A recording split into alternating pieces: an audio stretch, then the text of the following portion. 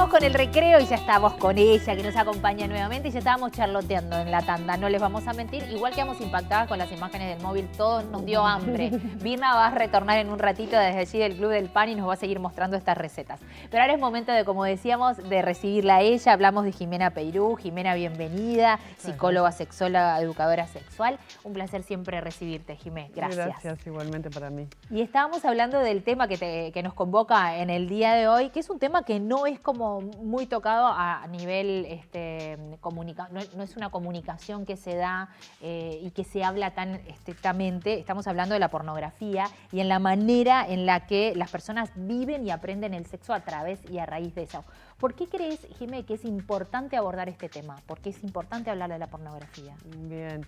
Bueno, yo creo que es un tema importante y, como decías, poco abordado porque nos genera comodidad hablar de estos temas, pero es importante porque atraviesa todas las generaciones y la pornografía, desde que existe, prácticamente es una de las principales, si no en muchos casos la principal fuente de educación sexual, no solo en jóvenes, adolescentes, sino que en adultos también. Y que muchas veces el primer contacto con algo sexual tiene que ver con un video y no tanto con una charla, con una experiencia. Y me parece importante como para ponerlo en su lugar, no para demonizar, por decirlo de alguna manera, la pornografía, sino para entender de qué hablamos cuando hablamos de pornografía y tratar de conocer de que se trata de una ficción, ¿no? De que no es algo real lo que pasa ahí, desde los cuerpos que muchas veces están intervenidos quirúrgicamente por temas estéticos, desde las performances que vemos, desde los fluidos que se muestran, desde un montón de cosas que en realidad se alejan un montón de lo que es la conexión real entre dos personas en un marco de intimidad, ¿no? Y ahí la pregunta siguiente, que me parece que tiene mucho vínculo con lo que hablabas. ¿Cuál es el problema cuando justamente se confunde la pornografía con la realidad? Sí. Lo que pasa es que la pornografía está cargada también de estereotipos, ¿no? Sí. El hombre aparece como el proveedor, el que tiene que rendir. Hay muchas alusiones en la pornografía tradicional, lo que tiene que ver con el tamaño y con la duración. Y en las mujeres también está asociado a algo que hay que como que actuar, que estar a disposición, como siempre dispuesto. Entonces, cuando eso el cerebro con la repetición va tomando eso como referencia, pensando que eso es lo que hay que llevar a la práctica en la vida real, y en realidad aparecen las frustraciones, las inseguridades, el miedo a no estar a la altura de las circunstancias, se pierde noción, ¿no? Vos en la pornografía vos ves ya que está todo como preparado para un acto genital y así no pasa en la vida real. ¿Y se pierde esa conexión también de la cual hacías referencia al principio?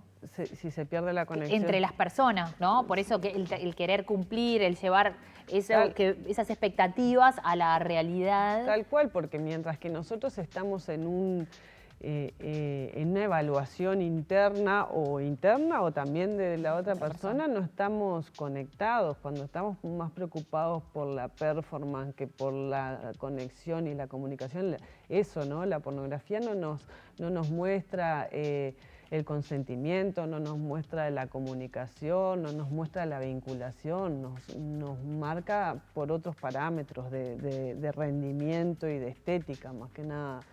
Yo creo que sí se pierde, y pasa que cuando nos habituamos al consumo de pornografía, muchas veces se puede como son tan altos los estímulos, tan fuertes, por decirlo de alguna manera, lo real se pierde, como que no es tan intenso, claro. no genera un nivel de activación tan alto como la cantidad de estímulos que podemos recibir en esa ficción, que también tiene sus puntos buenos, ¿no? Como esto, mientras que nosotros entendamos de qué se trata, bueno, puede ser una fuente de placer, también puede ser una fuente de descubrimiento. A veces cuando uno dice, bueno, ¿qué me gusta? No sé qué se puede hacer. Bueno, hay como un índice muy amplio donde uno puede chusmear y como disparar, pero disparar no, la Sí, sí, fantasía, el sí. deseo. Pero bueno, Pero teniendo en claro justamente los parámetros. Y también hablabas, y lo comentábamos en la tanda, que también el porno en muchas oportunidades se ha convertido como de alguna manera en la principal fuente de educación sexual, tanto para jóvenes como también para adultos. Exactamente.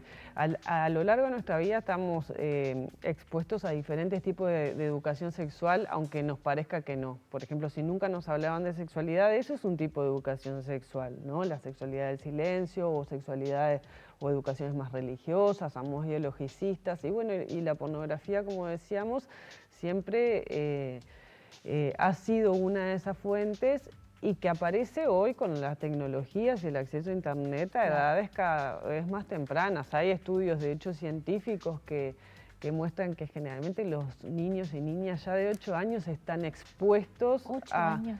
Claro, vos buscas algo en Sí, sí, Internet claro, y te aparece. y aparecen cosas. Entonces, lo importante de la educación sexual integral para problematizar en el sentido de cuestionar, no de prohibir, sino de acompañar lo que vemos. No, claro, me parece perfecto eso que decís, no el prohibir, sino de acompañar y de saber de lo que estamos viendo y tener en claro cuáles son a lo cual atenerse y el respeto, como bien hablabas. ¿Qué tipo de ideas o expectativas falsas incorpora sobre el sexo, instala el porno? Bueno, como para arrancar, cuerpos, ¿no? Cuerpos muy Esos estereotipos. hegemónicos, hay mucha alusión a lo genital y como que las prácticas y las performances tienen más que ver con eso, entonces se pierde un poco la conexión con el resto del cuerpo, no muestra, ¿no? El consentimiento explícitamente, como decíamos, las actrices y los actores de pornografía muchas veces consumen drogas para poder aguantar más. Hay ficciones en relación a la cantidad de fluidos que se generan, hay trucos, ¿no? Entonces hay un montón de cosas que es importante tener claro que no necesariamente pasan en la vida real de las personas. Y bueno, lo que decíamos también de los estereotipos Claro. que nos marcan a varones y mujeres. Y bueno, también si bien hay diferentes categorías, es todo como más heterosexual y focalizado en lo genital, como decíamos. ¿Podemos llegar a hablar, Jimena, de una adicción al porno? ¿Se puede llegar a Sí, implementar eso? sí, puede suceder que el consumo de pornografía se convierta en algo problemático, como una adicción, como cualquier adicción donde algo placentero se convierte en un problema, se convierte en un problema cuando quiero parar y me doy cuenta que no puedo, se convierte en un problema cuando me genera malestar, cuando me genera culpa, cuando me interfiere en mi vida cotidiana, cuando prefiero consumir pornografía que un encuentro real. ¿Y esas serían las señales de alarma como para avisarnos que deberíamos buscar ayuda? Exactamente, si sentimos que algo de eso, todo eso nos está sucediendo, es bueno recurrir a un profesional y como cualquier adicción se trabaja y se va pudiendo descubrir también qué se está cargando en ese consumo. Muchas veces tiene que ver con evasión, con vacíos, con soledad, pero bueno, habrá que indagar cada caso. Se aprende a conectar de vuelta con el propio cuerpo y con el vínculo real, con uno mismo y con la otra persona, pero bueno, sí se puede, como la mayoría de o sea, todas las adicciones, con un tratamiento salir adelante o sentirse mejor. Y es importante eso que decías, que señalabas, Jimena, tener en cuenta cuáles son las señales de alarma ante este consumo, ¿no? Cuando decís tengo que separar la ropa blanca de la de color, no salís. Y ahí exactamente, exactamente. Así que como siempre, Jimena, muchísimas gracias por acompañarnos. Por favor. Obviamente que pueden seguir a Jimena en sus redes, @sexología.uruguay. Exacto, y ahí van a encontrar información y pueden comunicarse con Jimena también. Por lo pronto nosotros nosotros nos reencontramos en las próximas Pronto, semanas. bueno. Y seguiremos charlando. Muchas Muchísimas gracias. gracias, de verdad. A ti también. Nosotros ahora continuamos.